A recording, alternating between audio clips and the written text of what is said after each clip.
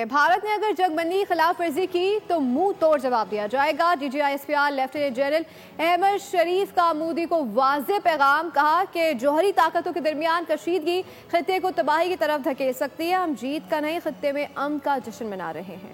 जो हमारी खुद मुख्तारी को चैलेंज करेगा उसका जवाब भयानक होगा। हम अमन चाहते हैं, हमारी अमन की ख्वाहिश को कमजोरी न समझा जाए। तर्जमान पाक फौज का भारत को दो टोक पैगाम। Anyone who tries to violate our territorial integrity and sovereignty, our response will be brutal, our response will be swift and assured.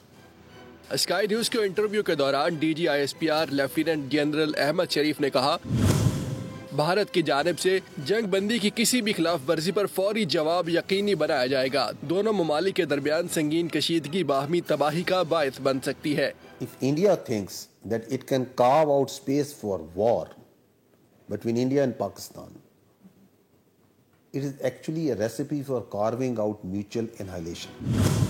उन्होंने कहा, भारत दहशतगर्दी का झूठा बयानिया बनाकर प्रोपेगेंडा कर रहा है।